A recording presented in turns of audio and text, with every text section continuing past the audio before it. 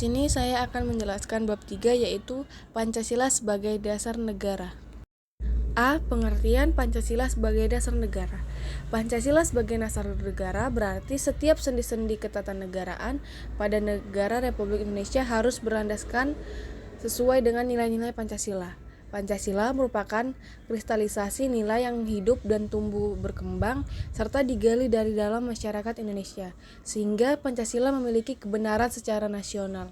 Hal ini dapat dibuktikan bahwa Pancasila merupakan suatu sistem filsafat karena kebenaran nilai-nilai yang ada dalam Pancasila dapat diterima secara rasional. 4. Kaidah penuntut hukum yang mengalir dari Pancasila.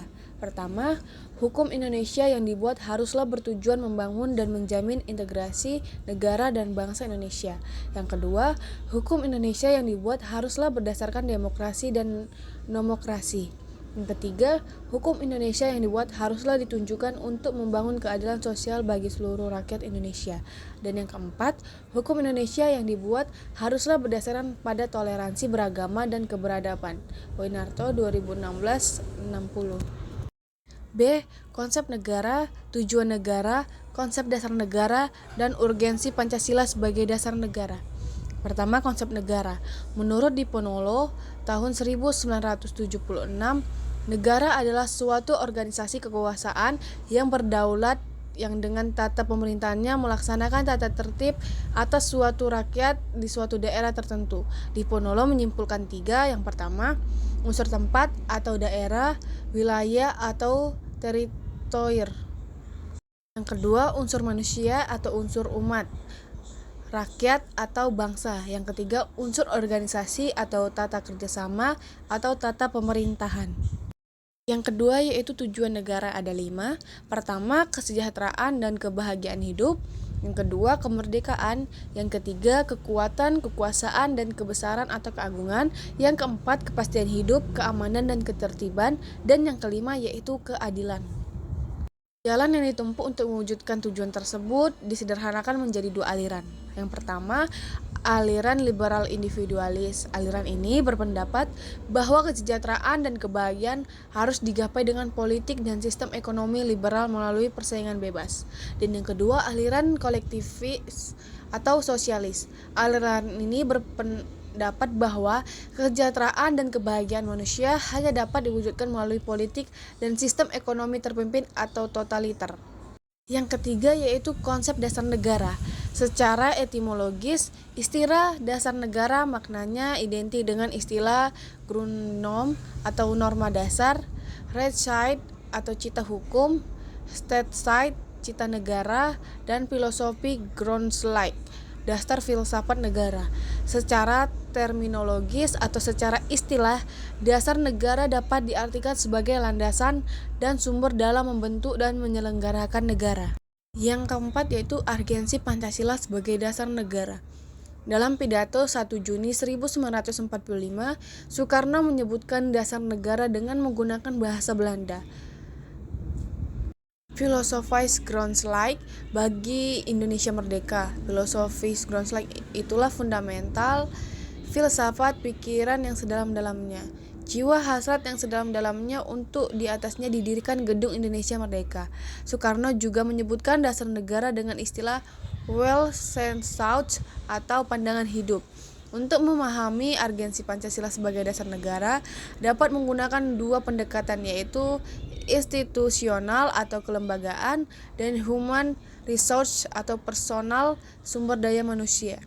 Pendekatan institusional yaitu membentuk dan menyelenggara negara yang bersumber pada nilai-nilai Pancasila, sehingga negara Indonesia memenuhi unsur-unsur sebagai negara modern yang menjamin terwujudnya tujuan negara atau terpenuhinya kepentingan nasional atau national interest yang bermuara pada terwujudnya masyarakat adil dan makmur. C. Hubungan antara proklamasi dengan pembukaan Undang-Undang Dasar 1945.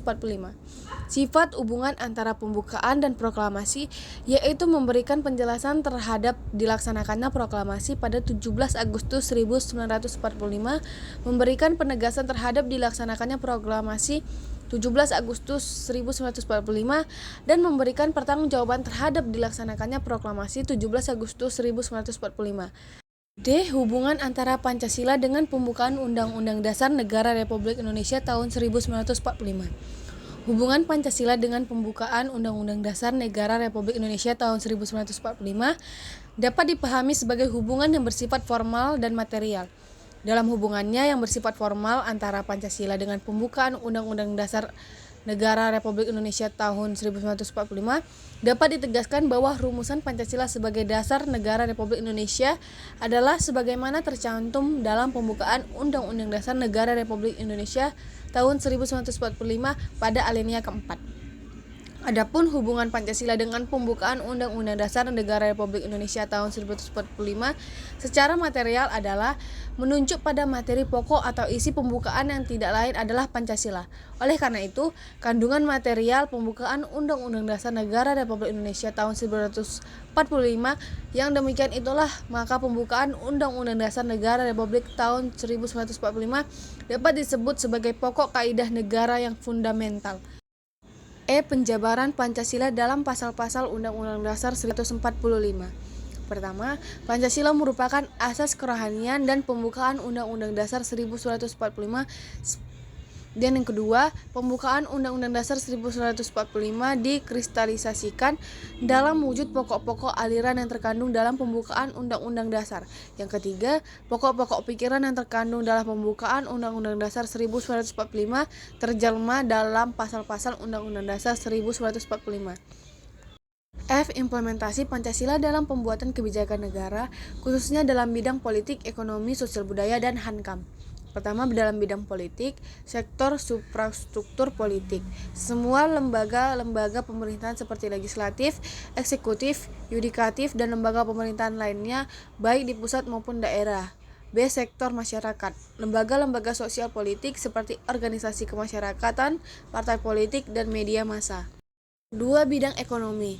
Mengacu pandangan dari Mupiarto dalam Oesnan dan Alfian tahun 1993 mengenai 5 prinsip pembangunan ekonomi yang mengacu pada nilai Pancasila. Yang pertama, ketuhanan yang Maha Esa. Roda perekonomian digerakkan oleh rangsangan-rangsangan ekonomi, sosial, dan moral. Yang kedua, kemanusiaan yang adil dan beradab. Ada kehendak kuat dari seluruh masyarakat untuk mewujudkan pemerataan sosial sesuai asas-asas kemanusiaan. Yang ketiga, persatuan Indonesia. Prioritas kebijakan ekonomi adalah penciptaan perekonomian nasional yang tangguh. Yang keempat, kerakyatan yang dipimpin oleh hikmat kebijaksanaan dalam permusyawaratan perwakilan. Koperasi merupakan soko guru perekonomian dan merupakan bentuk saling konkret dari usaha bersama. Yang kelima, keadilan sosial bagi seluruh rakyat Indonesia. Adanya imbangan yang jelas dan tegas antara perencanaan di tingkat nasional dan desentralisasi dalam pelaksanaan kebijaksanaan ekonomi untuk mencapai keadilan ekonomi dan keadilan sosial. Yang selanjutnya, bidang sosial budaya. Sejatinya, masyarakat Indonesia memiliki karakter hidup bergotong royong sebagaimana disampaikan oleh Bung Karno dalam pidatonya 1 Juni 1945. Namun, akhir-akhir ini semangat kegotong royongan di kalangan masyarakat menunjukkan gejala yang semakin luntur. Rasa persatuan dan kesatuan bangsa tergerus oleh tantangan arus globalisasi yang bermuatan nilai individualis dan materialistik. Yang selanjutnya, bidang Hankam. Prinsip-prinsip yang merupakan nilai instrumental Pancasila dalam bidang pertahanan. Pertama, kedudukan warga negara dalam pertahanan keamanan. Yang kedua, berdasarkan pasal 30 ayat 1 Undang-Undang Dasar 1945, tiap-tiap warga negara berhak dan wajib ikut serta dalam usaha pertahanan dan keamanan negara. Yang ketiga, sistem pertahanan dan keamanan. Adapun sistem pertahanan dan keamanan yang dianut adalah sistem pertahanan dan keamanan rakyat semesta yang lazim disingkat Sishankamarta. Yang keempat, tugas pokok TNI. TNI terdiri atas Angkatan Darat, Angkatan Laut, dan Angkatan Udara sebagai alat negara dengan tugas pokok mempertahankan, melindungi, dan memelihara keutuhan dan kedaulatan negara. Yang kelima, tugas pokok Polri. Polri sebagai alat negara yang menjaga keamanan dan ketertiban masyarakat mempunyai tugas pokok. Demikianlah yang dapat saya jelaskan pada bab 3 ini. Kurang dan lebihnya saya mohon maaf. Sekian dan terima kasih.